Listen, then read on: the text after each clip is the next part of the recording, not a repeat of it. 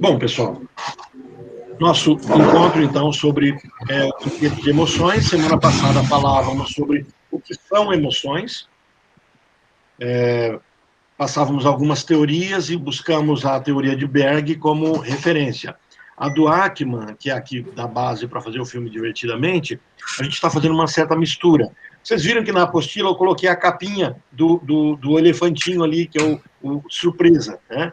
Então, esse elefantinho... Oi, Amanda! Eu vi você, não adianta você disfarçar. Tudo bem? O elefantinho que representa, que carrega uma representabilidade de duas emoções. E vocês viram que no bolso dele, ele tem uma florzinha, que é uma paleta de 6 pétalas e um botão, de uma cor diferente. Então, aquilo indica que existe uma 7ª emoção. Então, nós temos, para Ackman, 6 emoções: raiva, medo, alegria, tristeza, nojo, o que foi desprezado, que é o amigo imaginário, e a surpresa. Então, essas duas emoções ele carrega e ele muitas vezes é jogado. São emoções da infância. O Berg pega essas emoções e embute ela. Então, o que a gente está fazendo é embutir essas emoções. Tá? O que a gente viu então, na semana passada é que as emoções elas são naturais. Elas surgem conosco. A forma de nós expressarmos as emoções são culturais. Mas as emoções em si, elas são naturais, elas não dependem da cultura, elas não dependem do país, elas não dependem da idade. A criança que acabou de nascer e o idoso que está com seus 80, 90 anos, todos eles sentem alegria, sentem tristeza, sentem raiva, sentem medo, essas emoções, e sentem o afeto, que a gente resumiu, o amor e o afeto. E é muito importante colocar afeto e não amor, porque algumas vezes a gente vai perceber que o amor é construído como ódio. Então as pessoas aprendem a amar odiando, afastando. Né? Hoje eu vou passar para vocês também algumas dicas de filmes, e um filme que eu gostaria que vocês assistissem, muito bom para isso, vocês vão poder usar com os pacientes, ele chama Imaginarium. Você assistiu, Ed, esse filme? Eu passei para você assistir alguma vez? Imaginário? Não? Imaginário, eu vou passar o link para vocês. Um filme muito bom, e ele trabalha exatamente um homem que, ao não assumir a emoção de amor como vínculo, assumiu a emoção de amor como separação. Então, assim, quando a gente fala de emoção de afeto, a gente está falando de uma emoção que vincula, e muitas vezes nós nos vinculamos pelo masoquismo, pelo sofrimento. Então, nós nos prendemos a alguém que nos faz sofrer. Percebe que isso faz uma roda? Aquelas falas das pessoas: nossa, eu só procuro uma pessoa que não presta, eu só me vinculo a quem me maltrata, aquele comportamento de sofrência. Isso está vinculado também a uma emoção. Só que a gente vai perceber hoje que essas emoções básicas, elas são decompostas em várias falsas emoções.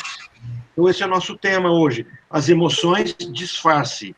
Né? O que é uma emoção disfarce? Vamos começar a ver um pouquinho disso. Tá? Então, coloquei uma figurazinha aqui do menininho, todo alegre, vestido de Batman, e a gente poderia tentar trazer essa questão do disfarce em si. Quer dizer, algumas vezes nós nos fantasiamos de uma força que nós não temos, e algumas vezes nós nos fantasiamos de uma sensibilidade que nós não temos. Mas então, olha, as emoções, elas se formam. Isso é um padrão que vocês têm que ter. O paciente vai chegar para vocês e ele vai chegar com a emoção adoecida. Então, primeiro passo, se você entender que as emoções são inatas, é um fator. Mas se você entender que as emoções inatas, elas são construídas também na história, fala, ué, Orlando, eu não nasço com essa emoção? Eu nasço com uma emoção, mas a forma como ela é expressada, por a emoção ser expressão, ela é construída na minha história. Então, olha só, o que é uma emoção? Conjunto de resposta química que tem como base memórias emocionais, construídas a partir do surgimento de caminhos neurais, basicamente gerados quando o bebê ainda está no útero. Então, o bebezinho está ali, ele vai experimentando reações químicas. Ele não dá sentido ainda a elas, ele não tem como dar sentido. E elas vão adquirir sentido na história deles. Então, um terapeuta precisa conhecer a história do seu paciente. Como terapeuta, normalmente não é um terapeuta semanal, não é como um psicanalista que atende toda semana, que tem um vínculo maior, você vai precisar de uma anamnese, a gente vai aprender depois a fazer anamnese. Você vai precisar de um inventário, o seu paciente vai precisar passar um pouquinho da história dele para você conhecer essa história, ainda que seja por escrito. Onde nasceu, se conheceu os pais, se tem algum segredo dentro da família, se alguma coisa, houve alguma cena traumática, quando começou a falar, quando começou a ir ao banheiro, tudo são indicadores que vai ser interessante num inventáriozinho, na anamnese, vocês recolherem essas informações. Por quê? Porque as emoções, elas são, apesar de inatas, elas adquirem história, elas adquirem um jeito de ser. Uma ilustração que eu trago para isso é mais ou menos aquilo que, quando a gente vai para um sítio, para uma roça, a gente vê aqueles caminhos de boi. O que é o caminho de boi? O boi sempre passou por ali, as vacas sempre passaram naquele local, e fica bem pisada aquela grama. Então você fala, nossa, parece que alguém passou um tratorzinho aqui para fazer um caminho. Não foi. O gado sempre passa no mesmo local. E muitas vezes esses locais não são os mais fáceis. O primeiro passou, os outros passaram atrás. Então, assim, tem um livro do Bert Hellinger interessante, eu ganhei ele da Regina, inclusive, muito bom. Ele fala assim: a água não pergunta, a fonte não pergunta pelo caminho. Quer dizer, quando eu tenho uma água descendo morro abaixo, ela não pergunta se pode passar por ali. Ela passa pelo caminho já traçado. Então, esse caminho já traçado, ele cria um sul. As emoções fazem isso. É isso que a neurologia vai chamar de caminho neural. Nós construímos uma sinapse, um jeito de ser. Na psicanálise, isso tem um nome também. A psicanálise, isso chama-se pulsão de morte. Então, pulsão de morte para a psicanálise é processo de repetição. Então, eu caminho para uma morte. Quando é que eu envelheço? Quando eu deixo de criar novos caminhos neurais. Então, a emoção, ela é uma forma de envelhecer. Apesar de eu nascer com ela, ela também me ajuda a envelhecer no sentido de que eu crio um jeito de ser. Sabe aquela pessoa assim que fala assim, eu nasci assim, eu sou desse jeito, eu não vou mudar? Isso é um atestado de velhice. É como se a pessoa dissesse assim, eu não crio novas conexões mais, eu não dou conta de expressar minha alegria diferente. E isso é tão forte que algumas pessoas aprendem a expressar alegria sendo triste. Algumas pessoas aprendem a expressar a tristeza sendo alegre. Vocês vão ver que algumas pessoas dão risada quando estão tristes. Eu falo, nossa, mas fulano está triste. Vocês vão perceber que pessoas vão procurar você no consultório e falam assim, mas como que eu ia imaginar que essa pessoa está triste? Porque ela é sorridente, ela é alegre, e aí vocês vão perceber que elas aprenderam, olha, percebe? Aprendizado. Elas aprenderam a sorrir. Então, nós muitas vezes conhecemos famílias, e é aqui que nós entramos num ponto que a gente vai trabalhar muito hoje. Conhecemos famílias que você fala assim, aquela família é alegre, sorridente, mas quando você conhece aquelas pessoas, você percebe que elas estão talvez destruídas por dentro, mas elas sorriem, elas dão risadas de tudo, elas contam piada de tudo, então elas parecem estar de bem com a vida, porque elas aprenderam a expressar a emoção desse jeito. Uma das representações interessantes de pessoas que não dão conta de expressar emoção são os Aspergers, ou os Aspergers. Hoje a gente não usa mais essa palavra, né? Que são os que estão no espectro do autismo. Então, hoje se entende que o autismo é uma paleta, sabe? Tipo 50 tons de cinza? Não, é 50 milhões de tons de cinza agora. Quer dizer, são várias formas de expressar emoções que nós temos. E dos autistas, nós não temos o autista só que é um processo de não ter vínculo social, nós temos vários níveis. E tem um nível de autismo que a pessoa não dá conta de sentir a emoção e nem interpretar a emoção. Olha, interpretar a emoção é dar conta de olhar no rosto de uma pessoa e perceber no rosto dela se ela está alegre, se ela está triste. E é dupla mão. Tanto eu consigo olhar no rosto de alguém e interpretar se ele está alegre ou triste, quanto eu consigo fingir com o meu rosto que eu estou alegre e triste. Eu estava vendo ontem uma interpretação do filme Coringa, e o Pedro Calabres, já ouviram falar do Pedro Calabres? Maravilhoso, né, como palestrante, como neurocientista, e ele na palestra fazia a interpretação do filme Coringa, e ele apresenta a foto do Coringa dando risada, puxando com a boca o sorriso, e uma lágrima descendo. Então, nós somos capazes de montar na plástica do nosso rosto um sorriso que não existe, que esconde uma lágrima. Mas lembra que eu falei para vocês na semana passada para visitar o site Metaforando ou a série Lie to Me? Algum de vocês teve tempinho de dar uma olhadinha num desses, ou no site, ou num episódio do Lie to Me? Não? Depois, tendo um tempinho, dá uma visitada. A série é muito boa, tá? O site pode ser um pouco maçante, porque ele pega, por exemplo, um político falando, e ele fala assim, será que ele estava mentindo? Aí ele interpreta pelas microexpressões. Ele pega um ator, uma atriz que chorou, fala, será que ela chorou de verdade? Sabe, ela pega falas e faz uma interpretação. E aí, isso tem um tom científico. Por que tem um tom científico? Porque ele começa a trabalhar conceitos que são universais, formas de expressão. Então, tanto nós interpretamos as emoções, quanto as emoções são por nós interpretadas. E isso acontece num processo, muitas vezes, inconsciente, né? A gente não vai entrar em inconsciente, senão a gente entra em psicanálise. A Ana falou aqui, muito bom mesmo a série. É bom, né? Você assistiu então, né, Ana? Ótimo.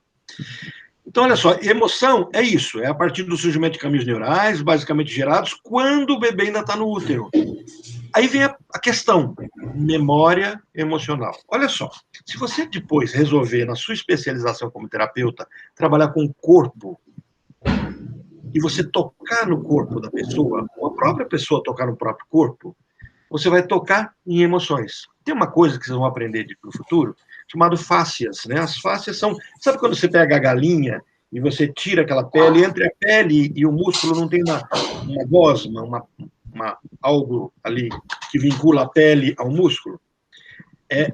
O que se interpreta é que ali nós contemos as nossas sensações emocionais, as nossas memórias emocionais. Então, quando alguém vai para o massoterapeuta, e o massoterapeuta toca na pessoa, ele começa a tocar em emoções, e elas vêm para fora. É com base nisso que o pessoal da microfisioterapia acaba embasando sua teoria, que eu acho que trabalha mais com energia sutil. Vocês depois vão saber o que é energia sutil, mesmo que não saiba a expressão do que é agora, né? A Ed já está mais familiarizada com essa questão, porque por conta já ter mexido com florão. Mas, assim, a gente vai aprender melhor o que é uma energia e o que é uma energia sutil. Então, assim, as fáscias contêm nossas emoções, mas elas não têm uma história, necessariamente. Então, é mais ou menos assim, muitas vezes você sente uma dor e você não sabe por que veio aquela dor. Talvez ela te remonte a um episódio da sua vida. E o oposto pode acontecer. Muitas vezes você tem um impacto em parte do seu corpo e isso te leva a uma cena da sua vida. Existe um vínculo. Isso é que ele chama de memória emocional que nós começamos a construir. Construímos o nosso corpo, construímos o nosso comportamento, construímos a nossa fala. Isso é tão perceptivo que, por exemplo, as empresas hoje elas estão investindo em vozes femininas para telemarketing, para intervenções e para falar com as pessoas. Por quê? Nós carregamos uma memória emocional da voz feminina que remete à voz da mãe, o timbre da voz da mãe, o jeito da mãe falar. Então, uma coisa é você falar assim, fulano, Orlando, acorda, voz de homem. Outra coisa é uma voz feminina falar, Orlando, acorda, aí acordo rápido. Por quê? Porque a voz da mãe vem à tona. Então, existem caminhos neurais construídos, que nós não damos conta de desconstruir, porque ele é anterior à nossa própria história. Quer dizer, eu estou na barriga da mãe, esse caminho neural já está se formando. Querem ver um caminho neural interessante? O bebê está chorando muito. A Ed, que tem bebezinho, 3 aninhos ainda, é bebê, está chorando muito. Você chega no ouvido e começa a fazer assim. Aí você pensa que é o barulho que fez ela distrair. Esse barulho é do útero. Esse é o barulho que ela escutava dos órgãos da mãe. Então, automaticamente, você leva ela para aquele momento em que ela está no útero e lá ela estava bem. Então, a criança se acalma com um ruído. Né? O cheiro também. Por exemplo, a mãe, por exemplo, que ainda está amamentando e precisa se ausentar, ela pode pegar um leite do peito, colocar numa fralda, só para aquele cheiro fica, e colocar do lado da criança. A criança se sente bem. E aí, como é que você faz o rito de passagem? Né? A gente chama muitas vezes isso de objeto transitório. Você começa a trocar você sua roupa, seu cheiro, por algum objeto. Então, a mãe vai precisar se ausentar e a criança não está acostumada a lidar com isso, ela pega a roupa que está suada, com o cheiro dela, e coloca num brinquedo, num ursinho, em alguma coisa, e coloca junto com a criança. Aquilo dá sentido para a criança, porque o nosso cérebro não é racional, no sentido, não é inteligente no sentido pleno da palavra. Nosso cérebro é um instrumento. Então, é facilmente enganado. Nós conseguimos enganá-lo. Eu estava hoje trabalhando com uma paciente e eu precisava ajudar essa paciente a perdoar uma pessoa. Então, como é que a gente faz para ajudar uma pessoa a perdoar uma pessoa? Tem uma técnica que vocês vão aprender, técnica de hipnose, onde você induz a pessoa a trocar a pessoa por um bebê. Você propõe isso. E a pessoa aceita inconscientemente. Perdoar um bebê é fácil, perdoar adulto não. Aí a pessoa fica acessível. Você engana o cérebro dela. Você engana a pessoa com dores. Por exemplo, você faz trocas de dores. Né? Você pede que a pessoa inconscientemente troque a dor por um elemento e depois você brinca com esse elemento e desfaz do elemento. Aí a pessoa fica livre da dor. Vocês vão aprender isso quando estiver aprendendo sobre hipnose. Mas aí o que acontece? Você precisa, antes de usar essas técnicas, conhecer seu paciente. Eu me lembro quando eu fazia minha formação em hipnoterapia, que quando o meu professor pegou uma cobaia e falou, olha, vamos tirar a dor de alguém. Aí a pessoa foi na frente, estava com uma dor nas costas. A primeira coisa que ele perguntou, você já foi ao médico? Você sabe a origem dessa dor? Sei, já fui ao médico, é postura, tal. Ok. Então, por que você já foi ao médico? Então, eu vou tirar essa dor. Aí ele tirava a dor. Aí ele explicava, olha, se a pessoa não tivesse ido ao médico, eu não posso tirar esse indicador de dor, porque depois talvez isso vai faltar para ela indicar que ela tem que ir ao médico. E você, ao invés de ajudar seu paciente, você prejudica ele. Entenderam? Mas isso não, só para vocês entenderem que as nossas emoções, elas adquirem um jeito de ser conforme nossa história. Então, a nossa emoção, ela antecede nosso processo de humanização. Nós somos humanizados. O que significa isso? Significa que se você pegar um bebê, criar no meio de lobos, ele não vai aprender a falar, ele vai aprender a uivar, ele não vai aprender a andar de pé, ele vai aprender a andar de quatro. Mas, Orlando, isso é fantasia. Não, isso já aconteceu. Crianças se perderam na floresta, na Índia, e depois foram descobertas, elas andavam de quatro, elas grunhiam, elas comiam igual a lobo, conviviam em grupo, e quando separaram elas morreram. Né? Tem o caso clássico, tem o caso de Caspinhausen, tem o caso falhou o nome agora das meninas, se alguém se lembrar pode falar, mas são Amala e Kamala, né? Duas crianças, né, que depois são separadas, e aí tem uma história muito interessante. Nós nos humanizamos.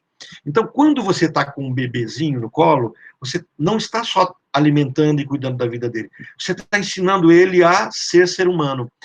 Deixa eu avançar um pouquinho mais no nosso tema. Você está ensinando ele a vivenciar emoções. Deixa eu agora provocar um pouco mais. Você está ensinando ele a esconder emoções, a falsificar emoções, a construir falsas emoções.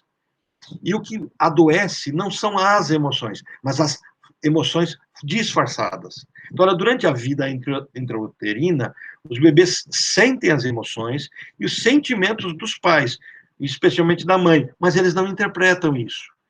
E aí, a gente vai conseguir entender que quando a criança nasce, ela já traz uma carga emocional. Então, a criança já nasce com uma carga de raiva, de medo, de tristeza, de alegria e de vínculo, de afeto. Então, essas 5 emoções básicas, eu nasço com ela, mas elas não adquiriram forma ainda, elas não têm forma. Uma ilustração que eu gosto de usar é a do ovo. Alguém já abriu uma galinha e viu como é que é o ovo dentro da galinha? Olga, você que é da área, que é uma chefe de cozinha. O ovo dentro da galinha é redondo. Ele não é oval. São umas bolinhas redondinhas, né? Então, eu me lembro, né, que a minha avó abria a galinha lá e eu pegava, aí você pega aqueles ovos dentro da galinha, você coloca na água para ferver e fica aqueles ovos todos redondinhos, normalmente só a gema. Quando o ovo sai da cloaca da galinha, ele se aperta, então essa pasta se aperta e ele é mole. Quando ele tem contato com o ar, ele se solidifica. E ao solidificar, ele cria um formato, que é esse formato do ovo, oval. E é por isso que nem todo ovo é igualzinho. Ele é parecido, mas não é igualzinho. E o que vai dar forma para eles é o conteúdo. Por exemplo, tem a parte que tem a parte de ar ali, então ela vai criar uma parte mais achatada. E tem os porquês de serem parecidos. Mas o ovo não sai duro da cloaca, senão ele quebraria. Ele sai mole e ele se torna duro. Do mesmo jeito que o bebê, quando nasce, a moleirinha dele é aberta. E por que é aberta? Exatamente para passar, para ser exprimido. Porque se a cabeça fosse toda fechada, dos dois, ou a mãe machucaria muito, ou a cabeça seria exprimida e não passaria. Então, como aqui é aberto, tanto é que quando a passagem é muito estreita, o bebê nasce com a cabeça muito pontuda. Eu me lembro de um sobrinho, minha cunhada que não assiste esse vídeo, né? Mas eu me lembro de meu sobrinho que nasceu, e a gente olhava para a cabeça do filho dela e falava, meu Deus, ele é um cone. Porque nasceu muito pontudo, e era assim, muito pontudo. A gente olhava e falava, Deus, será que vai ficar normal? Hoje a cabeça dele é redondinha, bonitinha, mas quando nasceu era feio demais, né? Por quê? Porque é aberto. E depois o tempo se encarrega de colocar isso no lugar. Então, assim, as nossas emoções, elas não nascem prontas, mas elas vão se posicionando. Minha filha, quando tinha, ainda era novinha, dentinhos de leite, um dente dela cariou, e aí nós levamos ao dentista, o dentista teve que tirar o dente, e quando tirou o dente, não, o dente nasceu encavalado, né? Nasceu e ainda tinha outro. E aí, quando foi tirar o dente de leite, o dente novo estava torto. Aí eu cheguei para o dentista e falei assim, mas o doutor, vai ter que usar aparelho? Como é que vai fazer? Esse dente está todo torto. Aí ele deu muita risada e falou assim, a língua conserta o local dele. Mas como assim? Falei assim, o peso da língua vai levar o dente para o lugar que ele tem que estar. Então, assim, a natureza é muito sábia, para a gente não dizer que é Deus, né? É Deus, mas a natureza é muito sábia e posiciona as coisas no seu devido lugar. As crianças, elas vão ser igual às suas famílias. Lacan, que é um psicanalista, ele diz assim, a criança é o sintoma dos pais. Todas as vezes que uma criança é levada ao consultório de psicologia, de psicanálise, a terapia precisa ser feita com os pais. Todas as vezes que uma criança chega no consultório, você precisa investigar os pais. O que está acontecendo na casa? Por que essa criança está tendo? A criança não está dormindo direito, a criança está tendo pesadelo, a criança está agressiva, a criança está com medo. Tudo isso é um sintoma. A criança é o para-raio da casa. Tá? Então, por quê? Porque a criança nasce e ela começa a se modelar conforme a casa. Então, a criança já traz uma carga emocional consigo, mas essa carga emocional vai sendo montada. Agora que eu reparei, eu não compartilhei com vocês o link, né? O vídeo, vocês não estão com a tela, né? Desculpe. Deixa eu compartilhar aqui, porque vocês vão me acompanhando aqui na telinha. Vamos lá.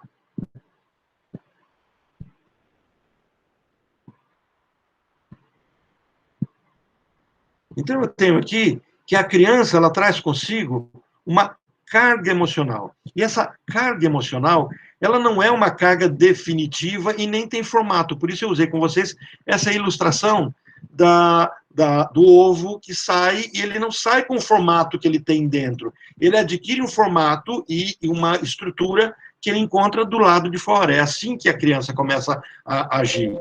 Então, olha só, somente ao longo da vida, ou seja, a partir das experiências, é por isso que o terapeuta precisará ouvir as experiências da pessoa, a partir das experiências que tem, é que ela vai desenvolver suas próprias maneiras de lidar e interagir com as emoções. E cada ser humano, então, vai responder a essas situações conforme a sua própria história. E aí as crianças vão aprender a fazer isso, disfarçar suas emoções. Por que o disfarce começa a acontecer? Por um motivo muito simples. Porque a família possui emoções proibidas e possui emoções permitidas, conforme sua história. Em algumas famílias é proibido dar risada alto. Em algumas famílias é proibido ficar triste. Em algumas famílias é proibido reclamar. Em algumas famílias é proibido xingar. Em algumas famílias é falta de educação. Então, as ovelhas negras da família talvez façam isso. Detalhe, tá? Isso vocês vão aprender em sistêmica. Toda família precisa de uma ovelha negra. Ela precisa. Se ela não tiver, ela estoura, ela quebra. A ovelha negra é o que traz a flexibilidade da família. Eu me lembro de um educador, o Cheniachik, um psicólogo, não, ele é um psiquiatra, né? Eu acho que é ele que fala, ou é Augusto Cury, um dos dois, ele fala assim que casas muito organizadas é sinal de casa doente. Não digam para mim se a casa de vocês é organizada ou não, tá?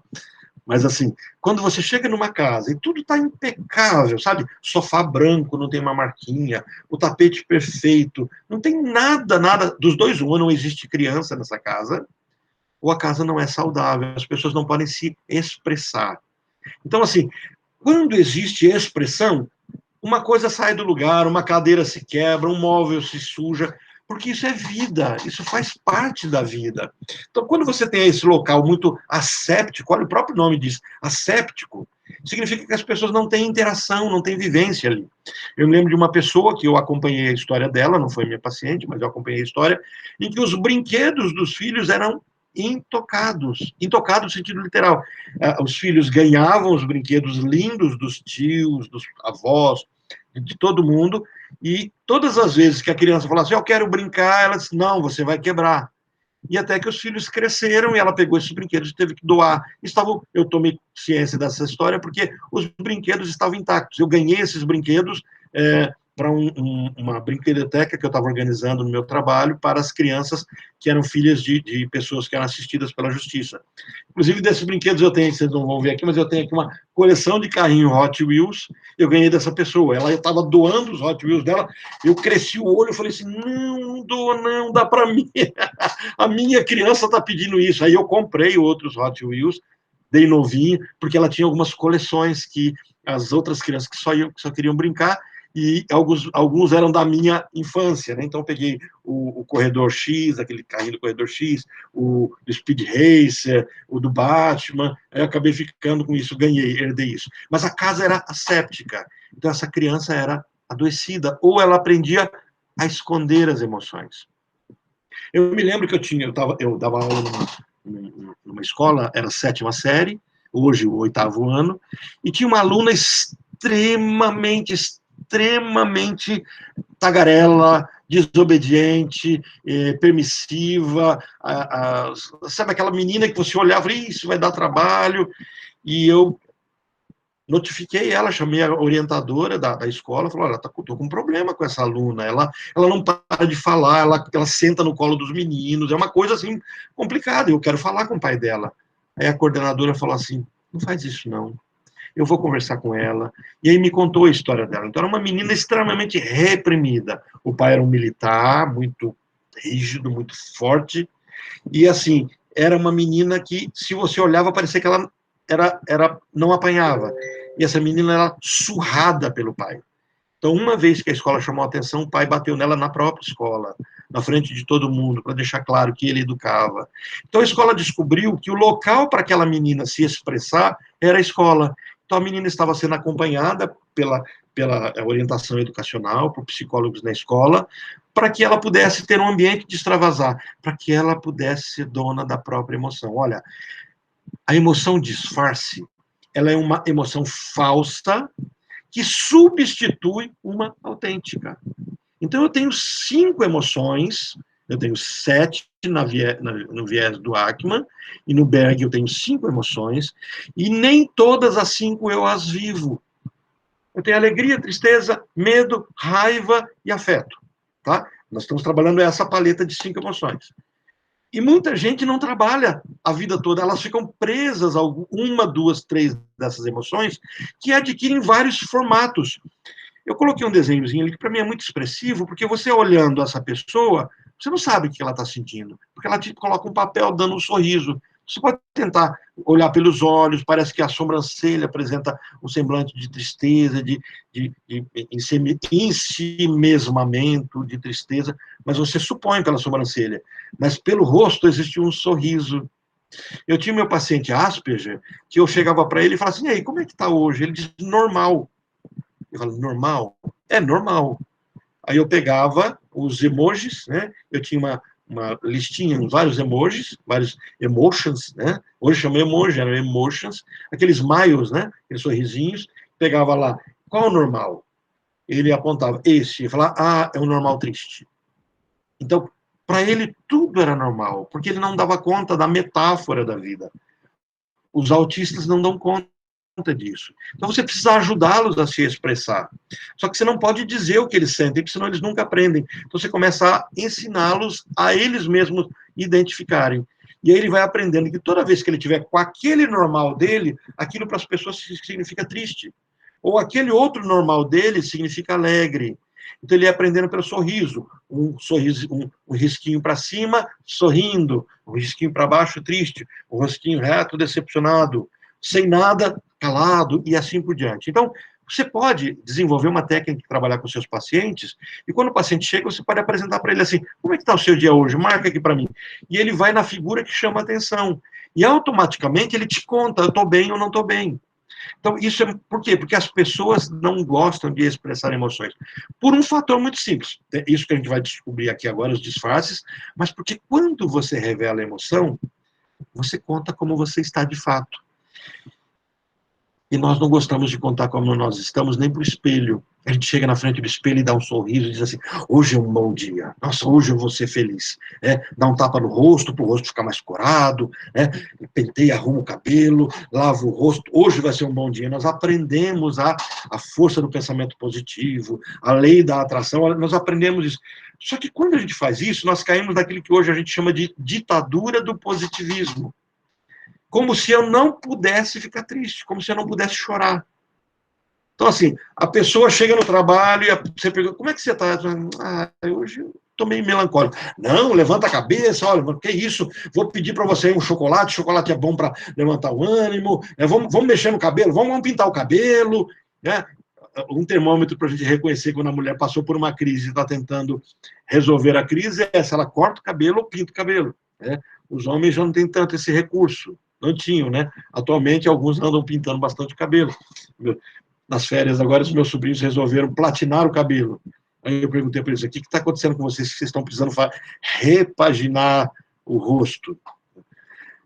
Na infância, os nossos pais deixam claro quais emoções autênticas devem sentir e expressar e quais não. Tem um trabalho simples, esse trabalho eu vou passar para vocês fazerem, para vocês mesmos, não vão precisar apresentar, é só para vocês terem a experiência, onde eu vou pedir para que vocês descubram as emoções dominantes nas famílias de vocês. Depois eu vou passar a tarefinha. Mas ele é super simples, né? Bom, vocês vão pegar uma folha, vão dobrar a folha no meio, depois vão dobrar de novo no meio. De forma que vocês vão ter aqui, então, 4 espaços, ok? Então, nesses 4 espaços, vocês vão, na parte de cima, desenhar, mas pode ser com palitinho mesmo, porque não é a análise do desenho que vai ser feita. O pai e a mãe. Ah, meu pai eu nem conheci. Vamos supor, seu paciente não conheceu, não tem problema não. Quem exerceu esse papel de pai? Quando você pensa em pai, vem o que na mente? O pai e a mãe. Ok. Na parte de baixo, o avô e a avó do pai, o avô e a avó da mãe, né? Então, vocês começam a fazer, ou aqui, né? Pai, mãe, avô e avó. Vamos fazer esse caminho. E aí, vocês lembram as 5 emoções? Aí você vai colocar para a pessoa, falando assim, olha, você vai colocar qual era a emoção forte do seu pai? Qual é a emoção forte da sua mãe? Aí você vai fazer a triagem pelos avós. E talvez você comece a perceber de onde veio as suas emoções. Então, você faz uma paleta de emoções vinculada à estrutura familiar, e você começa a perceber qual emoção não existe na família. Então, vamos supor que é uma família fria. Ninguém se abraça, ninguém diz um para o outro, eu te amo. Sabe aquela família assim? E aí você, talvez, a emoção, o afeto não tenha vindo do pai, não tenha vindo da mãe, não tenha vindo dos avós, mas a pessoa relata ser uma pessoa muito afetuosa. Aí você vai perguntar de onde veio esse afeto? De onde você buscou? Porque talvez a pessoa esteja só fazendo um ato de rebeldia contra a família. Mas depois eu vou escrever essa tarefinha para vocês, tá? Vai estar lá no Google Classroom para vocês fazerem essa tarefinha. Então, assim, existem vários formatos, várias dinâmicas que você pode criar para trabalhar as emoções, as cores, a dinâmica, histórias, né? Várias coisas vocês vão trabalhar. Então, na infância, os nossos pais deixam muito claro quais emoções você pode ter. Ah, o meu pai disse que eu posso ter todas. Pois é. A gente vai ver uns exemplozinhos aqui, vocês vão se assustar, porque talvez vocês vão se pegar em alguns deles, vão perceber as emoções falsas que nós criamos. Cada família cria seus silêncios. Cada família tem emoção autêntica, permitida e proibida. Tente imaginar uma família de bem com a vida. Sabe aquela família, todo mundo sorrindo, a família alegre. E nessa família toda alegre, talvez seja proibido ficar triste. E aí, de repente, um dia, um dos filhos, adolescentes, jovens, fica triste no cantinho, e o pai não deixa. Não, não, não pode ficar triste. Vamos sair, vamos pro shopping, vamos pro shopping. E por que vai pro shopping? Não, para sorrir. Ou vem com um presente, a criança está lá triste, pega um presente, faz uma festinha. Percebe que esse pai está dizendo para o filho assim, aqui em casa é proibido ficar triste? Essa criança, ela não tem como segurar a tristeza. Por isso que eu preciso que vocês compreendam que nós nascemos com uma emoção e nós não construímos a emoção, nós construímos a expressão da emoção. Então, se a emoção tristeza é inata, ela nasce comigo, já dentro de mim, ela precisará ter espaço. E se ela não tiver espaço na minha casa, eu vou buscar um lugar para ter espaço. E talvez ela tenha que ter espaço no meu namoro, talvez ela tenha que ter espaço com os meus amigos, talvez ela tenha que ter espaço com os meus filmes, né, com as minhas séries. E aí aquela pessoa que gosta de escutar Evanescence, gosta de usar preto, coloca o cabelo tampando os olhos, aquele comportamento emo. Por quê? Porque talvez tenha convivido numa casa onde a emoção não podia ser assumida, então agora se assume a emoção mais lúgubre, mais triste possível, porque ali você pode chorar, aí você volta para casa e está tudo tranquilo. Então, assim, a emoção será expressa de um jeito ou de outro. Só que a gente aprendeu a disfarçar. E a gente precisa descobrir do paciente da gente que emoção está proibida. E a gente vai descobrir isso na estrutura familiar. Percebe que o terapeuta, por mais que ele seja um terapeuta muito rápido, muito imediato, ele terá que fazer uma busca na história da família. Então, em alguns casos, a criança, por exemplo, não pode sequer dizer o sentimento proibido, porque são taxados de perigosos e são tão suprimidos assim que ele surge. Por exemplo, a criança está muito alegre, muito alegre. Ela começa a estar eufórica, ela quer gritar, mas não pode gritar, ela mora num apartamento. Ela quer pular de livro. Não, não pode pular. Você mora num apartamento, o vizinho de baixo. Aí, calma, né? Tem que ser tudo com muita calma. Então, quando começa a acontecer esse caminho, é como se fossem emoções proibidas. E essas... Esqueci de silenciar o silenciei. Essas emoções proibidas, elas serão vivenciadas de alguma forma. E por amor, por estrutura, por vínculo, por identidade, nós bloqueamos a expressão dessas emoções. Então, a nomeação dessa emoção precisa acontecer de forma muito clara. Eu me lembro de uma paciente minha, que eu cheguei para ela, e ela me conta a história dela, e ao terminar de contar a história dela, eu olhei para ela e falei assim, você ficou com muita raiva da sua mãe. Ela olhou para mim e falou, não, minha mãe não teve culpa. Assim, não, eu não estou perguntando se a sua mãe é culpada. Eu estou perguntando para você se você teve raiva da sua mãe pelo que aconteceu. Então, o que ela fez? Ela julgou a própria emoção e ela interpretou que o ato de ter raiva da mãe é proibido. Olha, a Bíblia, vamos pegar a Bíblia, que fala sobre honrar. Ela diz, honra a teu pai e a tua mãe. Ok? Ela fala assim. E quando ela fala isso, honra teu pai e a tua mãe, ela não diz assim, não tenha raiva do seu pai e sua mãe. No outro trecho, ela diz assim, vós, filhos, né, amai vós, vós, pais, não provoqueis a raiva dos vossos filhos. Então, ele está dizendo, Paulo, quando traz esse texto, no Novo Testamento, ele deixa muito claro que, mesmo em ambiente de pessoas que têm como valor honrar o pai e a mãe, esses pais podem provocar seus filhos. Então, é natural que os filhos possam ter raiva e expressar sua raiva. Isso é natural. Então, nós vivemos hoje o império do positivo. O que é o império do positivo? Né?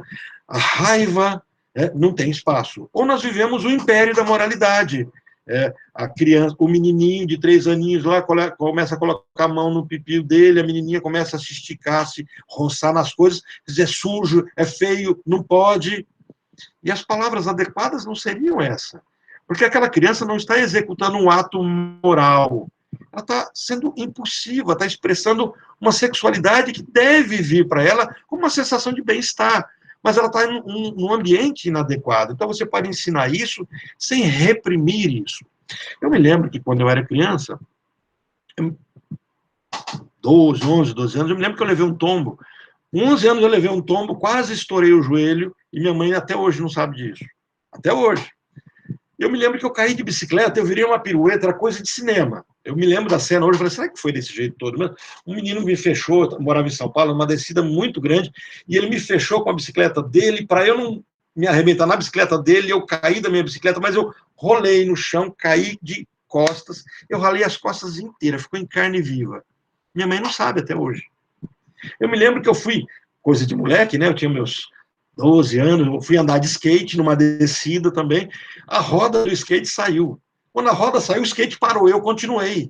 Me estourei inteiro. Não contei para minha mãe. Mas por que eu não contava das minhas dores para minha mãe?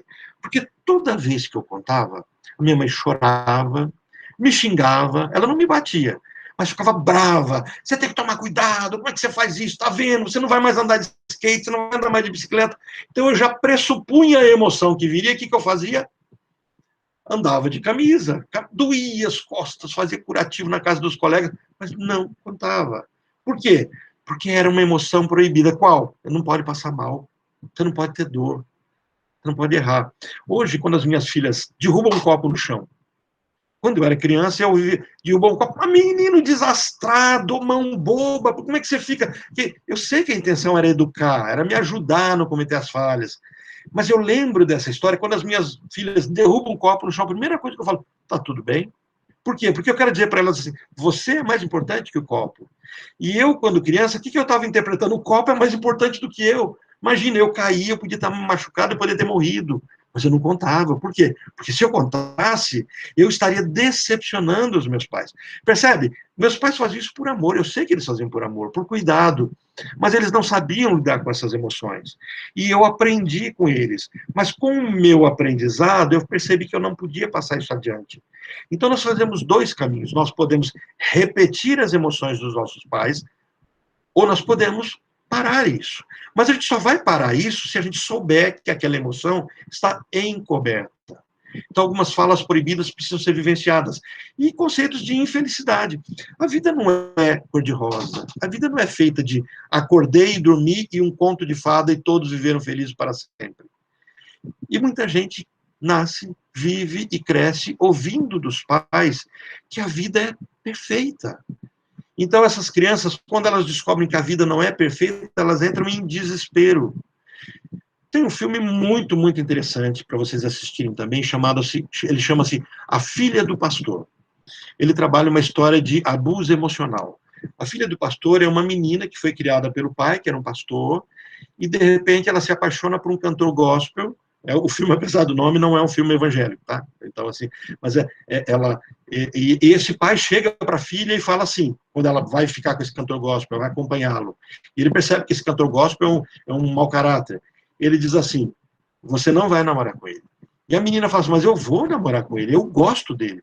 E o pai fala assim, se você sair por essa porta, você não será mais minha filha, e eu não serei mais seu pai. E ela saiu. E aí ela é maltratada, ela é agredida, tudo de ruim acontece com ela. E ela nunca dá conta de voltar para o pai, porque ela interpretou com o pai que o pai era honesto com as emoções. Esse pai chorava dia e noite por essa filha. Um sofrimento intenso. Mas na cabeça dela, o pai tinha dito que ela não era mais filha dele. E assistam o filme para vocês entenderem como é que isso se resolve. Então, assim, as falas têm força muito grande. Eu já acompanhei casos de destruição de maldições, vamos chamar assim, por um ato de abraçar. De abraçar. Eu tenho uma palestra sobre esse tema que chama-se Reconquistando a Autoridade. E é interessante, por exemplo, um filho que estava desafiando o pai, desafiando mesmo, vem pro braço, e não sei o quê, e o pai querendo expulsar o filho de casa, e depois, diante de toda uma história bem longa, e onde o pai não ia colocar o filho para fora e de casa, mas estava brigando com o filho, eu pedi para que o pai entrasse no quarto do filho e dissesse, filho, eu te amo, e desse um abraço nele. E eu falo assim, mas eu estou muito magoado com ele, Orlando. Eu não vou abraçar o meu filho. Ele me desafiou, ele ameaçou dar um murro na minha cara. Eu falei assim, ok, eu não estou pedindo para você esquecer o que seu filho fez. Eu só estou pedindo para você dar um abraço no seu filho e pode dizer para ele que é um abraço terapêutico. E ele foi, deu um abraço nesse filho, o filho não abraçou ele, todo duro, ele abraçou e falou, filho, eu te amo, você é meu filho. Olha, essa palavra é muito importante. Você é meu filho. E saiu do quarto e foi dormir. À noite, esse menino encheu a cara. Ele pegou um litro de vodka escondido, ele encheu a cara. Depois de encher a cara, já bêbado, no meio da noite ele abre o quarto dos pais, os pais se assustam, Ele pula no meio da cama dos pais, chorando, ele pede perdão aos pais. Ele diz assim: eu tenho medo de que vocês nunca mais me amem. Esse menino, esse rapaz, estava com medo, e por estar com medo, saber lidar com essa emoção, ele estava fazendo besteira, ele estava agredindo. A palavra medo e raiva, elas se interagem, porque são emoções gêmeas. Quais são as emoções gêmeas? Raiva e medo são gêmeos. Como alegria e tristeza são gêmeos, são pares. São duais. O que é dual? Um não existe sem o outro. No hebraico existem palavras, não existe isso em português nesse formato, mas que se chamam palavras duais. Por exemplo, você não fala em hebraico para céu, você fala céus. Em inglês, você tem, por exemplo, óculos. O que é um óculos? São dois vidros. Meus glasses, né? Meus óculos, são dois vidros. Se você falar glass, é vidro. Falou glasses, óculos. Então, as palavras em dupla formam uma coisa só. As emoções em dupla formam como se fosse um só. Raiva e medo é uma coisa só. Isso significa que muitas vezes, com medo, eu agrido. Ou com raiva, eu tenho medo. Então, o terapeuta tem que estar aberto para quando o paciente fala assim: nossa, eu estou com muita raiva do meu filho, muita raiva do meu marido, da minha mulher, do meu chefe. É raiva ou é medo? Medo de perdê-lo? E assim por diante, tá? Então, a gente precisa entender que nós vivemos, como nós vivemos o império do positivo, as emoções positivas, lembra que a gente viu na semana passada as emoções desprazerosas e prazerosas, né? Então, essas emoções prazerosas e desprazerosas que o Berg utiliza na análise transacional, foi Freud que trouxe isso. Né? Ele que lista coisas que não trazem prazer e coisas que trazem prazer. E agora nós vamos ver alguns exemplos para vocês levarem um pouquinho de susto. E aí eu quero ver se vocês sim ou se acham nisso. Tenta imaginar essa frase aqui. Ó. Eu não sinto esse sentimento realmente, já que eu não sei... Oh, tenta imaginar, vou contar a história primeiro, né, para ver o sentido disso. A criança, ela conclui que ela começa a ter um desconforto corporal. Né? E o pai dela diz para ela assim: não é. Olha, eu tô com dor de barriga. Não. Isso não é dor de barriga, não. Calma, você tá nervoso. Não é uma dor de barriga. Fica calmo. E dá um beijinho, vai passar. Sabe, essas conversas que os pais têm, que é comum, que é natural, né? E que não é por mal que é feito. De desmerecer, desvalorizar ou invalidar a fala da criança. A criança disse que está com medo. Não, você não está com medo, não, eu estou aqui com você. Ou a criança disse: não, esse local é perigoso. Não, isso não é perigoso, coisa nenhuma. Então, você engana a percepção dela. O que você está dizendo para a criança? O que você está sentindo não é verdadeiro. Ah, então sempre eu vou ter que concordar com a criança? Não. Essa frase está vindo aqui só para mostrar para vocês que nós ensinamos nossos filhos, nós ensinamos as crianças a não aceitarem o que sentem. Olha, eu não sinto esse sentimento realmente, já que eu nem sei o que ele é. Eu me lembro do Capelato contar a história de um paciente dele, que contou a história do filho, que era mais ou menos assim. O filho é um filho adotivo. E ele chama o pai, e ele não quer dormir sozinho. E aí o pai fala assim: mas por que você não quer dormir? Ele diz assim: porque eu estou com medo. Aí o pai fala: medo de quê? Não sei. Ó, uma fala infeliz. O pai não teve essa fala infeliz, tá? Mas uma fala infeliz. Não, se você não tem medo, você tem que ter medo de alguma coisa. Isso não é medo, não. Fecha seus olhos aí, vai dormir, isso é frescura. E o menino engole o medo e vai dormir ou chora. Esse pai foi maduro. Esse pai falou assim: olha, eu vou te contar uma coisa. Quando eu era criança, aí ele conta uma experiência dele. Quando eu era criança, aconteceu assim, assim, assado, tal. Eu tinha muito medo. Então, o que eu fazia? Para não ter medo, e ele conta como ele resolveu, quando criança, o medo que ele tinha. O menininho, dos seus 4 aninhos, olhou para o pai, 4, 5 aninhos, e falou assim: posso te emprestar seu medo? E o pai falou: pode. Eu falei: então tá bom. E dormiu. Porque quando ele emprestou o medo, ele emprestou a solução também. Isso a gente cura crianças com o que a gente chama de conto de fada. Então, por exemplo, se você for um terapeuta que queira trabalhar com criança, você pode usar, e é um instrumento maravilhoso, a terapia de conto de fada. Né? É de conhecer os contos de fada e contar para os seus pacientezinhos contos de fada, ajudar os pais a elaborarem contos de fada, a construírem contos de fada. Eu me lembro de uma paciente que eu tratei montando com ela uma história. Ela não conseguia dizer o que estava acontecendo com ela. E nós começamos a construir um texto, escrevendo. Eu escrevi um pedaço, né? Quem trabalha esse tema é o Winnicott, que ele trabalha com o teste dos rabiscos. Eu fiz uma adaptação e a criança, a menina de 11 anos, gostava de escrever. E eu comecei a escrever. Era uma vez, e ela continuava essa escrita. E nessa construção de Era uma vez, ela... Desculpa, gente, eu silenciei. Deixa eu fazer uma coisinha aqui que eu acho que eu consigo. Pronto. Acho que agora ele não me incomoda mais. A próxima vez eu silencio antes do nosso encontro. Mil perdões, tá, gente? Pelo meu vacilo.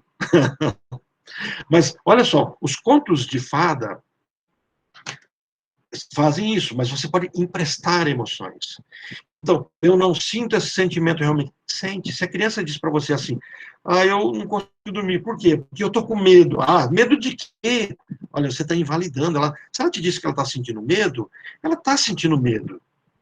E talvez ela sinta outra coisa, talvez ela esteja com raiva, talvez ela sinta tristeza. Ela não está sabendo dar o nome. Deixa ela falar um pouquinho sobre aquilo, e tem algumas técnicas para isso. Mas olha outra situação que a gente se sente envolvido, né? Uma mãe, por exemplo, pode incentivar a filha a substituir uma emoção autêntica de alegria pela falsa tristeza. Olha só, como é que você se atreve a sentir-se alegre? Você não está vendo que eu estou doente? Tenta imaginar esse quadro, que não é tão incomum. Morre alguém, acontece uma coisa ruim, você dá uma topada no dedão na porta e começa a ficar ali, e aí a criança acha engraçado, você deu um tropeção, machucou o dedo, está doendo, e a criança dá risada daquilo. Você não está vendo, eu estou machucado, você tem coragem de dar risada disso?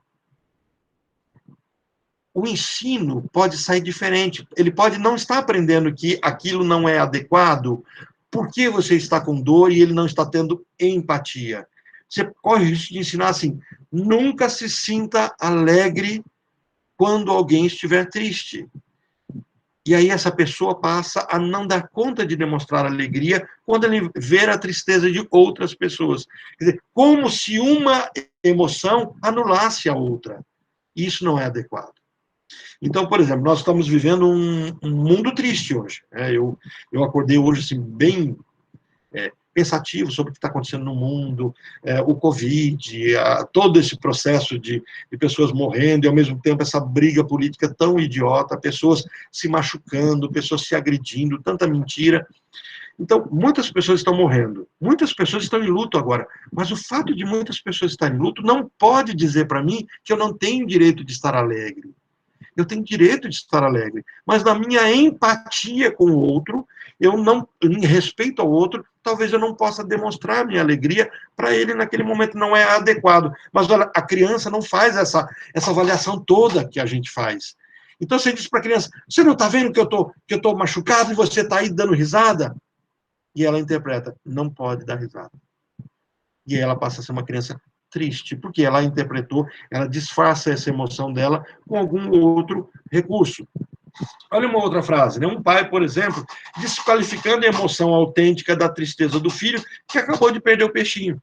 Morreu o peixinho dele. Aí o pai fala assim, ele está triste, ele quer chorar, ele quer falar do peixinho dele, ele não quer, né, dormir. Aí o pai, não, vai para a cama, você está cansado.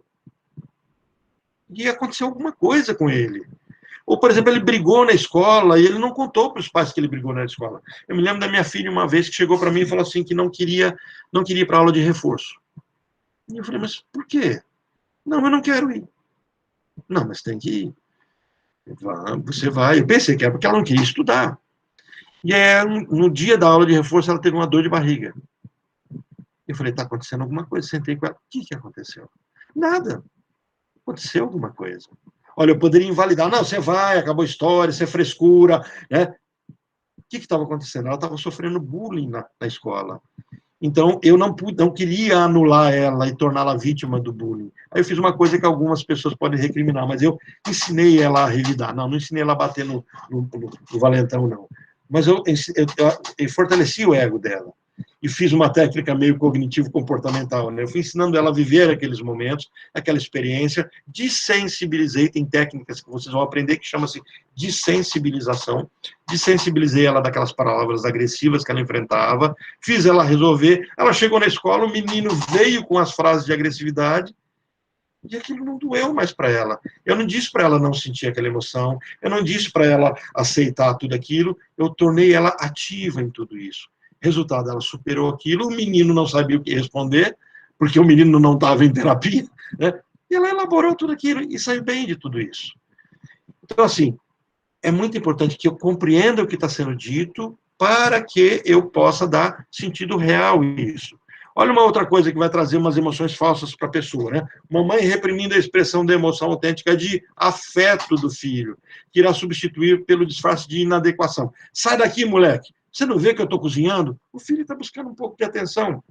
Eu estava aqui mexendo com material, de repente chegou uma cachorrinha, chegou minha cachorrinha, e ela chegou tentando, um shih tzu, tentando pedir minha atenção. E ele começou a me lamber. Vocês têm cachorro? Tem. O que é um cachorro lamber vocês? O que isso significa?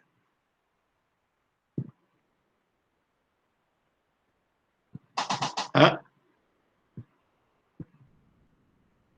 De que significa? Você está sem microfone. Se você quiser escrever? Toda vez que um cachorro lambe, só por lamber, né, ele está dizendo para você que ele está querendo sua atenção. Ele está ansioso. Ele está com ansiedade e quer sua atenção. Porque para os cachorros, o ato de lamber é um ato de carinho, é pedir, é mais ou menos assim, fica comigo, me dá carinho. Isso na linguagem dos cachorros. Só que nós não somos cachorro. Então a gente tem que interpretar no mundo deles, né? Isso eu aprendi com o veterinário. Né? Eu falo assim, tá lambendo, é falta de algum nutriente. Ele diz assim, não, tá comendo bem, tá forte. Não, então não é. Está te pedindo atenção. Como crianças pedem atenção? Algumas crianças pedem atenção caindo no chão. Algumas crianças choram. Algumas pessoas adoecem. Algumas crianças quebram coisas. Então, compreender isso. Agora, olha essa mãe aqui. Sai daqui, moleque. Você não vê que eu estou cozinhando? O que essa mãe está dizendo assim? Quando você quiser a atenção de alguém, esconde isso dentro de você, porque ninguém vai te dar atenção. Aí essa criança aprende a não viver o afeto. E ela constrói uma história. Eu já acompanhei casos de pessoas que sabem da importância de abraçar e não conseguem abraçar os filhos. E ao ponto de dizer assim, olha, não, vem cá me dar um abraço. E elas se sentem sem condições, pessoas já com uma certa idade, que agora não conseguem desaprender aquilo que aprenderam com os pais. E choram e dizem assim, eu já escutei frases dizendo assim, como eu queria dar conta de abraçar, mas se alguém me abraça, me dói. Eu atendi um paciente que ele estava tendo psoríase. Então, cabeça ferida, as articulações, o local onde ele coçava, os cotovelos, tudo ferido. Nós estávamos tratando com floral, com argila, todo esse processo de atendimento psicanalítico, e aí eu descobri que a esposa não podia tocar nele. Então, eles não se abraçavam, porque ele diz assim, que abraçar para ele era... Ele tinha asco, essa é a palavra dele, ele tinha asco. Ele amava a esposa, mas a esposa não podia, e a esposa sentia falta disso, porque a esposa vinha de uma família onde as pessoas se abraçam, onde as pessoas se tocam, e ele veio de uma família onde ele, vou contar um trechinho da história dele, ele precisou não querer mais abraço. Ele era uma pessoa que foi diagnosticado depois como bipolar, mas ele era uma pessoa que tinha crises de fúria, e ele era uma pessoa que, aos 10 anos, o pai quase mata ele, quem o defende é a mãe. E, a partir daí, a mãe defende ele o tempo todo. Ele foi criado na barra da saia da mãe, protegido do pai. Quando ele tem 17 anos, a mãe morre. E a única pessoa que tocava ele, que abraçava ele, que dava carinho, era a mãe. E ele não podia viver essa dor, porque ele não tinha para quem expressar essa dor. E só vinha raiva para ele. Então, a emoção de afetos precisou sumir dele, virar outra coisa. Ele não queria lidar com a dor da perda, ele precisava lidar com essa dor da perda. Cada vez que a esposa tentava abraçá-lo, aquilo não significava para ele assim, eu te amo, significava para ele a dor da perda. E ele não vivia a dor da perda. Então o que ele fazia? Não toca em mim. O ato dele não querer tocar nele fez com que o corpo dele, vocês vão aprender sobre adoecimento na semana que vem no corpo, o corpo dele começou a exigir toque. Por quê? Porque agora ele precisava se coçar, fazer curativo. Eu chamei, numa das dinâmicas entre ele e a esposa, eu passei para ele chama-se gel de flores.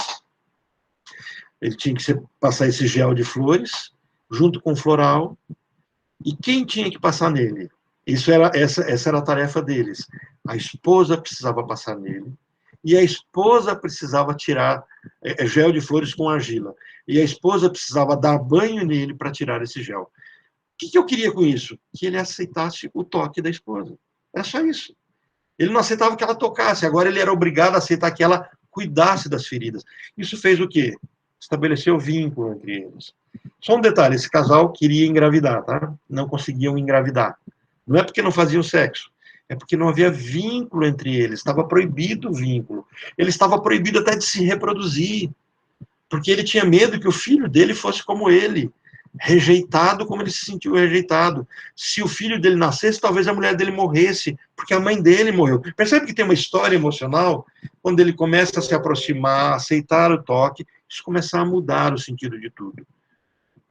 Se curou? Bom, vitiligo não tem cura. Desculpe, a psoríase não tem cura. É uma doença autoimune.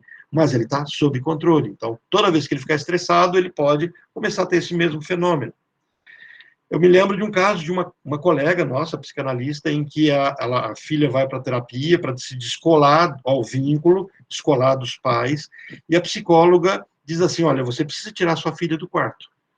E ela, ao tirar do quarto, ela deixa a filha chorando uma noite toda, uma menina de 9 anos. A filha chora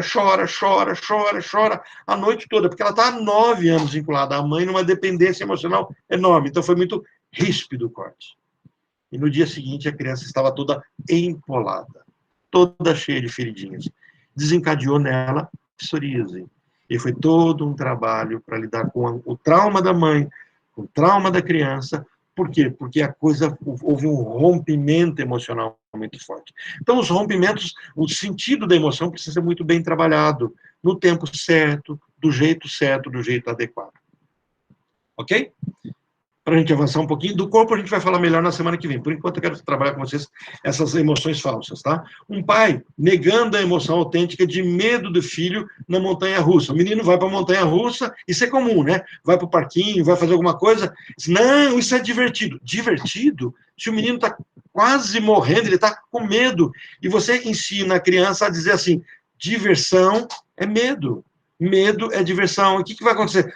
Todas as vezes que agora ele tiver medo, ele vai precisar se divertir. Porque é assim que o medo é expresso. Isso vai ficar meio incompreensível na história dele. Como, por exemplo, o pai que vê o filho com medo e diz assim, você vai ter que enfrentar o medo. E aí o filho tem medo de alguém, bate nesse alguém na escola. Por quê? Porque o pai ensinou que ele tem que enfrentar o medo. Só que enfrentar o medo é enfrentar o medo, e não transformar o medo numa atitude agressiva, violenta. E aí os pais acabam não ensinando nesse formato.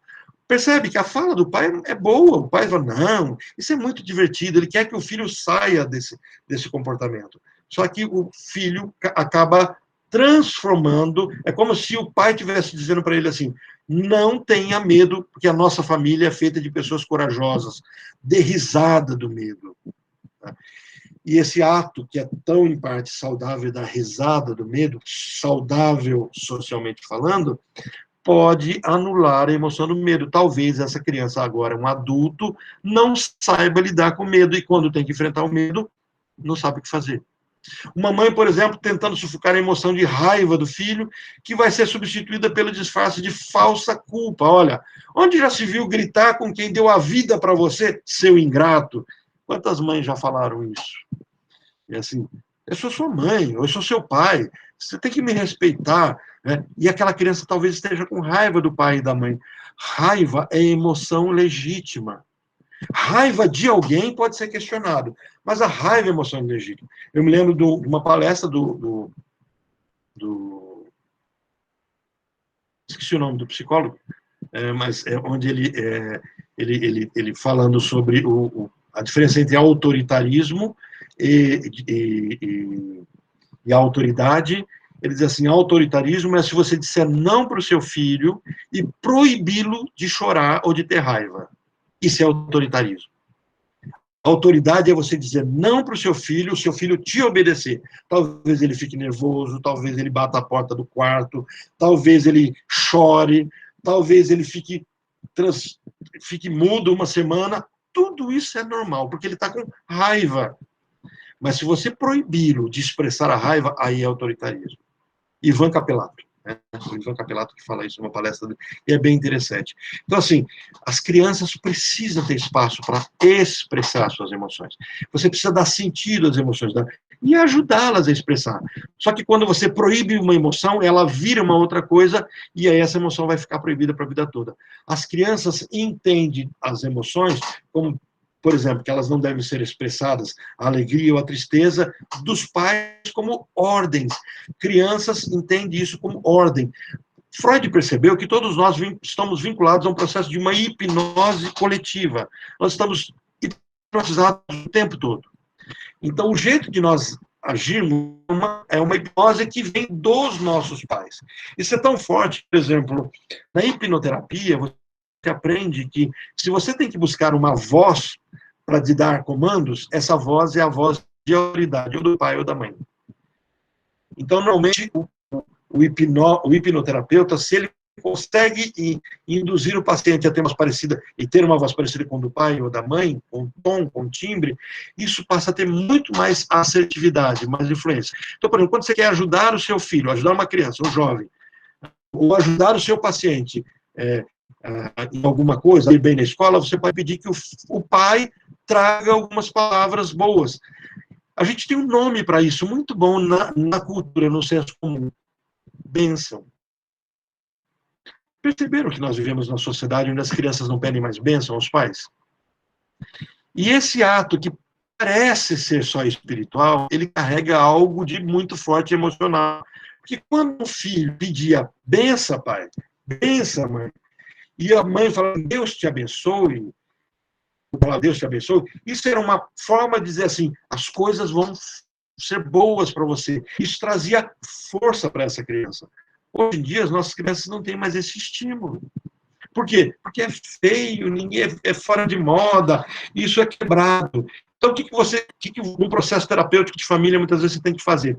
É ensinar o pai a abençoar o filho. E como é que é abençoar o filho? O filho vai fazer uma prova, então, antes da prova, é o pai chegar para o filho.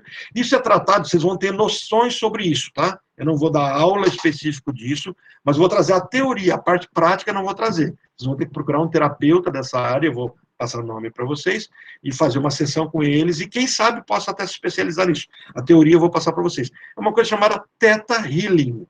O que é Theta Healing? A Rúbia tinha me perguntado se a gente vai trabalhar barra de access, né? O Theta Healing é uma forma de barra de access, só ela não tem os toques. Então, no Theta Healing, você faz a voz da pessoa. Então, você pode chegar para o seu filho, por exemplo, está com medo.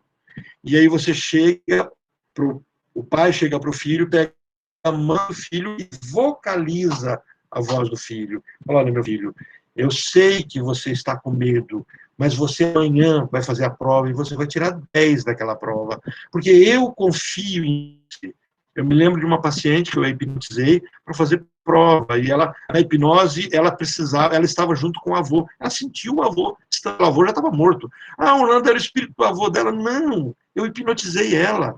E ela via o avô porque estava sugestionada a isso. Então, o Theta Healing vai ensinar muito vocês a lidarem com essas situações. Eu atendendo uma pessoa que precisa, de alguma forma, a resolver um problema que ela tem de quando ela tinha 6 anos de idade. A tarefa dela é chegar na mãe dela e falar tudo aquilo que a criança dela, ela conseguiu trazer o que a criança dela estava dizendo para ela. Então ela precisava agora falar como a criança dela falou com ela, falar com a mãe, ela sendo essa criança. E ela precisava simplesmente reconhecer que a mãe cuidou dela. Então ela precisou sentar com a mãe, pegar na mão da mãe e dizer assim: mãe, obrigada, porque quando eu tinha 6 anos, você me protegeu, você me defendeu de algo que eu procurei. Isso libertou ela. Ela precisava disso, tá? Então nós precisamos entender que a fala dos pais são ordens. Se o seu pai diz para você assim: você vai ser uma pessoa feliz, nossa, frase bonita, não é? Não é bonita essa frase? Você vai ser uma pessoa feliz. E se a pessoa estiver enfrentando um problema? Se condenou ela a ficar insatisfeita para o resto da vida. Então a frase do pai não pode ser você vai ser uma pessoa feliz, porque ela também pode ser uma pessoa triste. Então, o que o pai queria dizer? O que aquele pai queria dizer quando deu a ordem, você vai ser uma pessoa feliz? É que você vai viver bem. Você vai dar conta de lidar bem com as suas emoções. Você vai ter uma vida tranquila.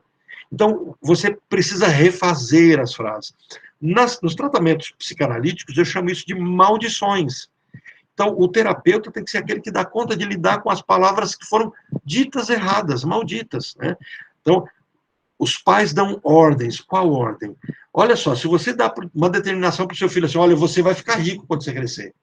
E essa pessoa é super feliz, mas é pobre. Ela é feliz, bem, é um excelente pai, gosta do trabalho que faz, não é rico, tem que trabalhar hoje para comer amanhã, ou tem que trabalhar hoje para pagar a dívida de hoje, mas é feliz. Mas ela recebeu uma ordem do pai, você tem que ser rico. Então ela está destinada a se sentir insatisfeito a vida toda, por conta das ordens que aconteceram. Os hipnólogos, os coaches, o pessoal do PNL trabalha isso como crenças limitantes. Então, assim, são crenças limitantes? São limites que eu criei e que eu fui sugestionado. E eu preciso identificá-las para extrapolar esses limites. Tá? Mas a gente está trabalhando isso no campo das emoções. Seus pais, os pais das crianças, nós como os pais e nós como os filhos somos saciados por nossos pais. Então, nós aprendemos a viver dependente deles. Isso aconteceu no momento em que nossa personalidade estava sendo montada. Agora, você pode ter 20, 30, 40, 50, 60 anos de idade, você continua ainda respeitando os pais. Detalhe, mesmo que você os odeie, mesmo que eles já estejam mortos, mesmo que você diga, eu não quero mais contato com eles, nós abaixamos a cabeça para os nossos pais. Eu me lembro de uma paciente minha em crise mesmo, assim, ele tomava 1 litro de vodka por dia, 1 litro, não estou brincando, 1 litro de vodka por dia, fumava maconha, chamava 3, 4 homens para fazer sexo com ela, o tamanho da impulsividade, da agressividade, gastava todo o dinheiro, estava em desespero, em desespero. E num momento de lucidez, ela chama a mãe, pede que a mãe, vem a avó, vem o irmão, para dar um sermão nela, porque você está acabando com a sua vida, você está virando uma mulher vulgar, etc. A família veio para acabar com ela. E quando a família começou a fazer isso, sabe o que ela fez? Olha que lindo que ela fez. Ela se ajoelhou. E eu perguntei para ela, mas por que você se ajoelhou? Porque eu queria vê-los de baixo para cima. Ela estava dizendo assim, eu preciso que algumas pessoas digam o que eu tenho que fazer, porque eu estou completamente perdida. Isso é a busca de um pai, a figura de um pai. Quando vocês estudam, por exemplo, a história dos povos aborígenes, vocês veem que, por exemplo, as tribos, os grupos se reúnem em grupo para defender personagens. E eles xingam aquilo que eles não querem que aconteça.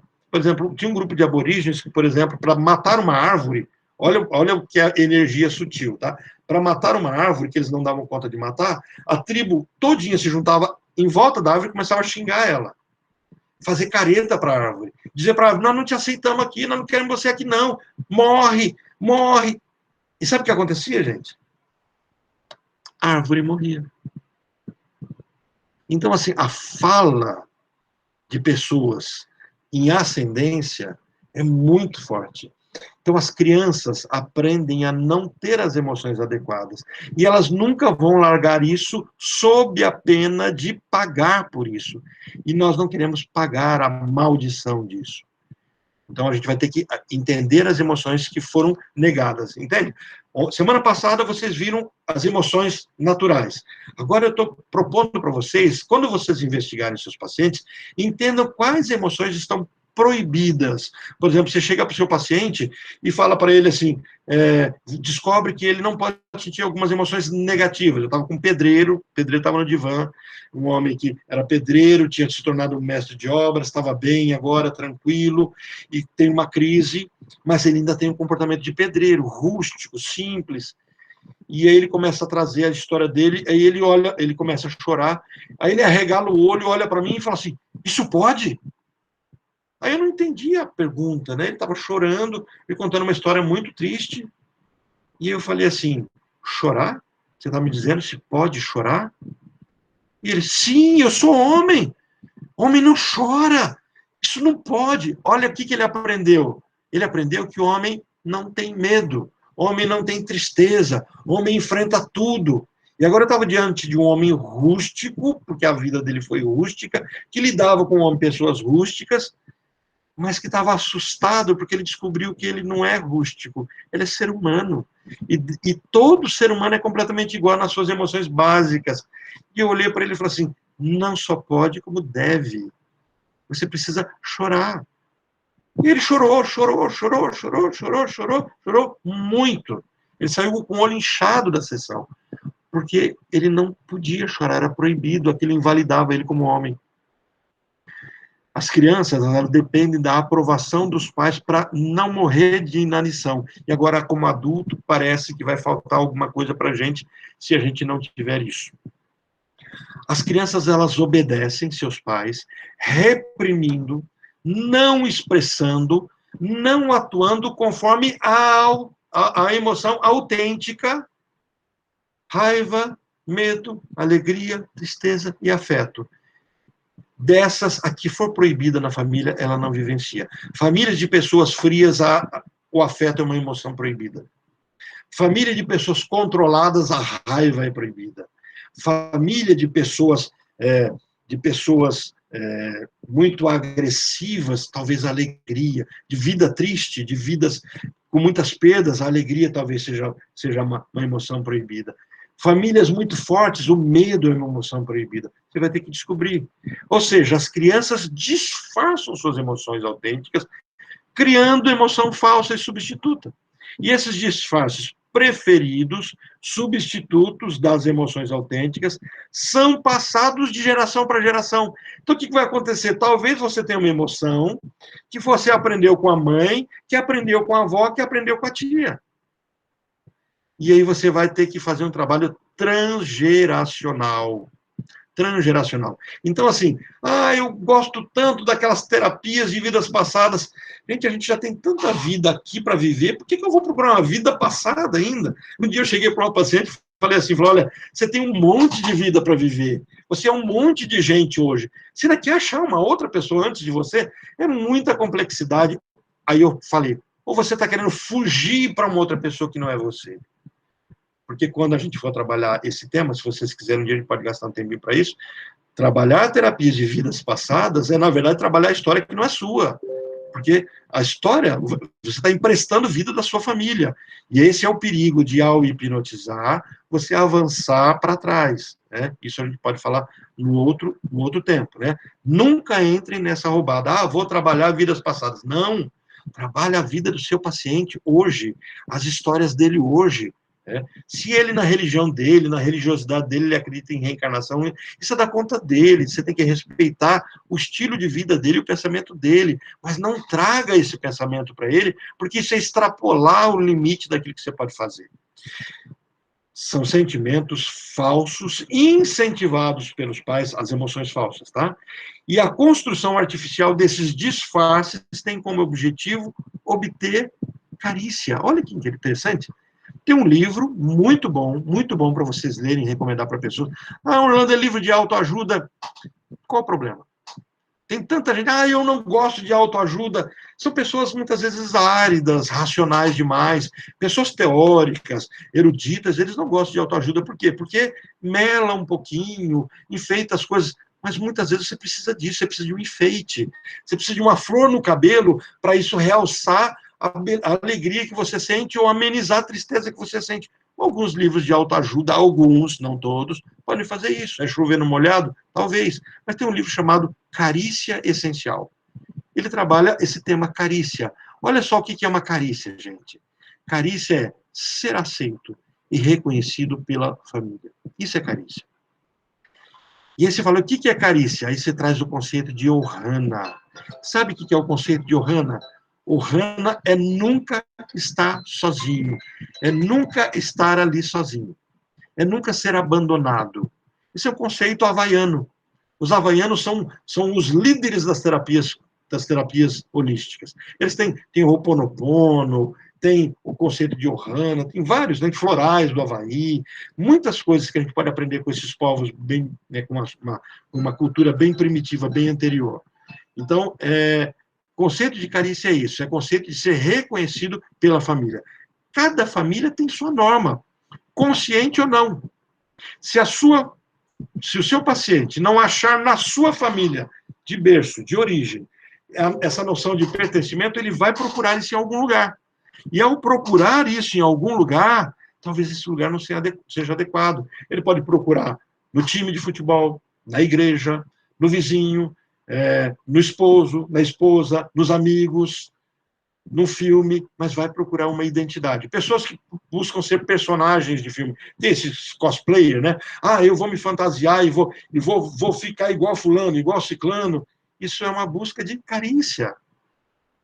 Por isso que os adolescentes, ao terem uma necessidade de escaparem do vínculo familiar, buscam uma identidade. Isso é um caminho natural, um caminho normal.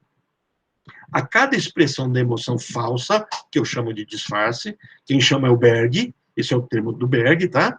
A criança é recompensada pelos pais e familiares com sorrisos, elogios. Então a criança enfrenta um momento de raiva, pegaram o brinquedo dela, quebraram, e você ensinou que ela tem que ser educada. Aí aquela criança olha para o pai, para a mãe, vê o brinquedinho que ela ama tanto, alguém pegou aquele brinquedo, e ela, tudo bem, não tem problema. Aí você passa a mão na cabeça, que menino, olha, tá vendo?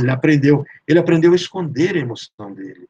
Você ensinou educação, mas quando tiver tempo, você tem que dizer, olha, agora você tem que expressar a sua raiva. O que você sentiu vontade de fazer quando o menino quebrou seu brinquedo? E aí a criança vai dizer, eu senti vontade de quebrar a cara dele. Fala, ok, então vamos ali pegar um travesseiro, vamos quebrar a cara do travesseiro? E brinca, e você vai ensinar o seu filho, ó, emoção pode ser expressa não contra alguém, a emoção é sua. Você pode ter raiva e não precisa quebrar a cara da pessoa, mas você pode expressar. Você quebra um vaso, sabe aquela expressão, estou com raiva e quebra alguma coisa, né? Tudo isso é terapêutico, né? Não vai deixar a pessoa quebrar a casa toda. E conforme as crianças crescem, então, a criança cresce, ela começa a relacionar-se com o mundo exterior, ela vai procurar em outras pessoas de fora da família as mesmas carícias que ela estava acostumada a receber quando expressa determinados disfarce. Então, se ela aprendeu a não viver afeto, o que é a carícia para ela? Não afeto. Então, ela vai procurar uma pessoa que não dê afeto. E aí você vai dizer, a pessoa vai dizer, não, mas olha que vida ingrata. Meu pai e minha mãe não me tratavam bem, agora eu me casei com a pessoa que não me trata bem e eu quero alguém que me trata bem.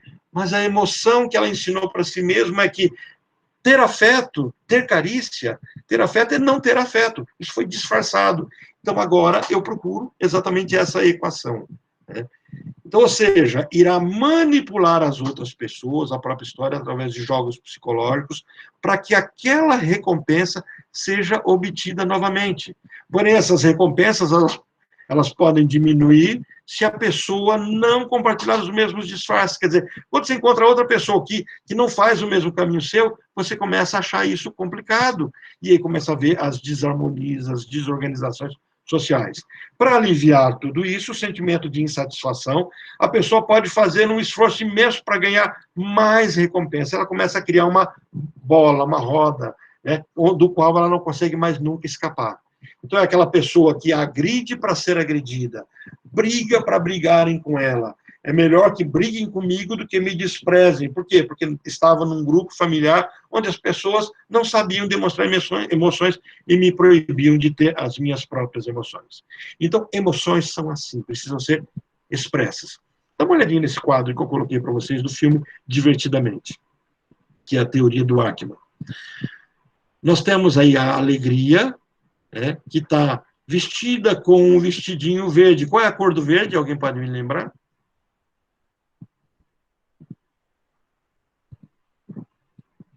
A cor do verde é medo. No filme parece que era o medo. E o azul é a cor de quem no desenho? Tristeza. Então a alegria está aqui com o medo, com a tristeza no corpo dela. E ela está presenteando aqui a tristeza, que tem um óculos de uma outra cor, que tem uma blusa de uma outra cor. O que o Ackman e o pessoal desse desenho queria dizer? Não existe emoção pura. Então, se eu tenho 5 emoções, quanto é 5 vezes 5? 25. Então, eu posso ter 25 emoções. Por isso que os outros teóricos acham um monte de emoção, porque eles misturam. Então, eu posso ter uma alegria, que tem uma pitada de raiva, que tem uma pitada de medo, e eu posso mesclar essas emoções. Então, eu preciso entender quais são falsas e quais que não fazem justiça àquela pessoa. Ok? Nós temos aí uns 2 minutinhos para vocês, se quiserem perguntar, questionar, falar. Na semana que vem a gente vai perceber como é que essas emoções entram no corpo, como é que elas dão dor nas costas, dor nos rins, dor de cabeça, afeta a pele, dá alergia, ou esse processo. Eu vou falar um pouquinho, mas muito, muito, muito pouco sobre medicina germânica, não é a minha praia, não é o meu forte, mas vou trazer um pouquinho de conceito para vocês, mas a gente vai falar de psicossomática. Tá? Então, a gente vai entender o que é isso. E que a psicossomática não tem nada a ver com psicanálise. Tá, gente? Psicossomática é psicossomática. Psicanálise é outra coisa. É porque algumas pessoas confundem essas duas coisas. E a gente vai ver como é que essas emoções não tratadas elas são resolvidas no corpo. Alguns resolvem no comportamento e alguns resolvem no corpo. Então, a gente vai ver como é que tem essa contaminação e os vínculos que são feitos por alguns teóricos. Eu vou trazer um pouquinho da teoria para vocês, de uma americana que começa a perceber que a coluna vertebral expressa isso, e como que você resolve muitas vezes isso, aí a gente vai já outro encontro, mas que resolve isso com declarações positivas, etc. Mas como é que o meu corpo me conta? O meu corpo me conta como eu estou sofrendo das minhas emoções. Esse é o tema da semana que vem. Dessa semana, querem comentar alguma coisa sobre como as emoções podem ser alejadas, alteradas, modificadas e não vistas do jeito que são? Tá tranquilo? Todos conseguiram acessar o Google, viram ali, eu coloquei 2 livros para vocês, coloquei a apostila da semana passada, coloquei o videozinho da semana passada. O que está faltando colocar para vocês? O teste das emoções, e alguns links de filmes que eu vou passar para vocês também. Então, vou ver se eu não conseguir fazer isso hoje, eu tento amanhã passar tudo isso para vocês. Tá bom? Boa semana para todos vocês, obrigado pela presença, é um prazer compartilhar com vocês um pouquinho disso. Tá? Tchau.